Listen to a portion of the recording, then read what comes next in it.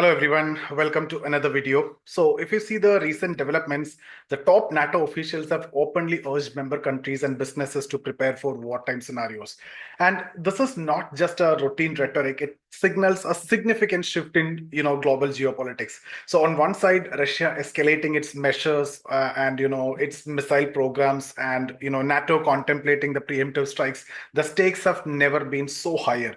So in this video, let's dive into the details and implications of this high stakes scenario that could redefine international relations and security. So first, let's discuss why NATO is preparing for a war.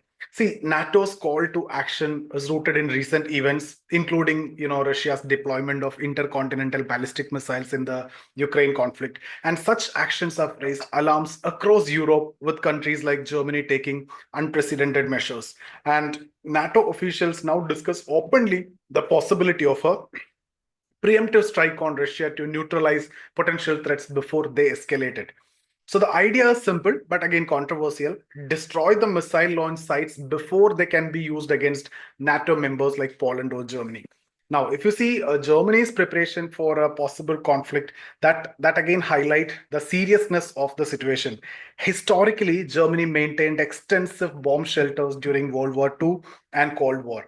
However, see, these facilities were largely abandoned after 2007 during a period of relative peace. And today, with NATO's warnings, Germany have begun revitalizing its bomb shelters and that acknowledging the unpredictable nature of potential Russian retaliation.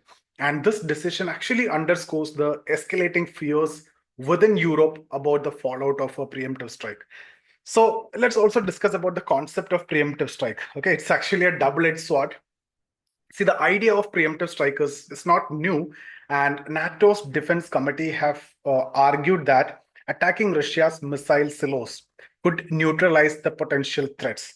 But this strategy raises complex legal and ethical questions. For instance, India's Balakot airstrike against terror camps in Pakistan. It was justified as anticipatory self-defense, but applying this principle to state-to-state conflicts like NATO versus Russia is far more contentious. You know, uh, would a preemptive strike ensure security, or would it ignite a larger conflict with devastating consequences? Actually, the question. It's a larger question which need to be addressed. And what is Russia's response, and what could be the strategic implication? Russia, it is not surprising, actually have responded aggressively to NATO's rhetoric, and Russian Foreign Minister Sergei Lavrov have publicly accused NATO of planning to strike key targets within Russian Federation under the guise of defense. Now, this tit for tat dynamic have created a dangerous situation where both sides justify their potential force moves as defensive measures. So the critical question now is who will act first? And this uncertainty only fuel the tension, with each side viewing the other as an imminent threat. Now, we will also look at the role of supply chains and the economic preparations also. So that's another very crucial aspect of NATO strategy, is preparing its member nations for economic and logistic challenges of a war. So when a war comes, there are a lot of challenges which will be coming associated with it, right? Logistical challenge will be there, economic aspect will be there. And NATO officials have advised countries to adjust their supply chains to welcome or maintain or prepare for the wartime conditions, and ensuring resilience in the face of potential disruptions also. So this advice reflects the broader understanding that modern wars are not fought solely on battlefields but also on economic and infrastructural domains.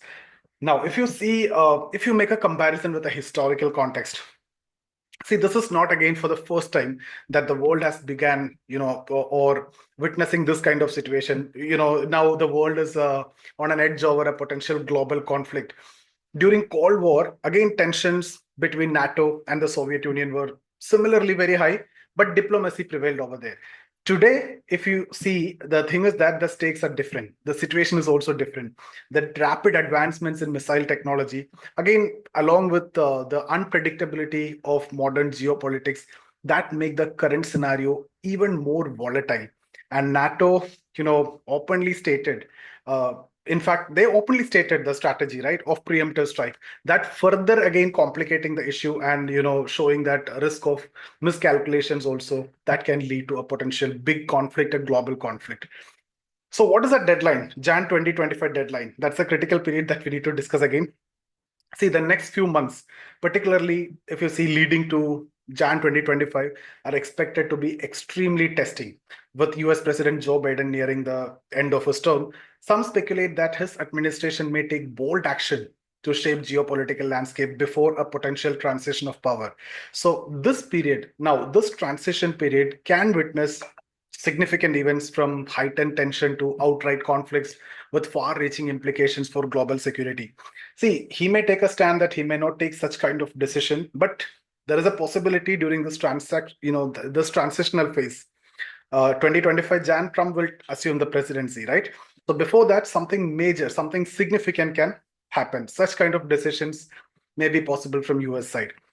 So let's conclude. The global peace is like fragile now as NATO ramps up, its rhetoric and preparations. The world faces an unprecedented challenge at this point of time. There is no doubt about that. And the debate over this preemptive strike and the defensive strategies actually underscore the thin line between ensuring security and provoking conflict. So you are claiming and you're justifying your first move as a defense move, right? So that's actually what you're doing. In fact, it is a kind of provocation to the other party. So let's see, the next few months require careful diplomacy, restraint, and global cooperation also to avoid catastrophic outcomes. So that's about the session, guys, and I hope you got some points from here. Thank you so much for watching. See you guys in the next video.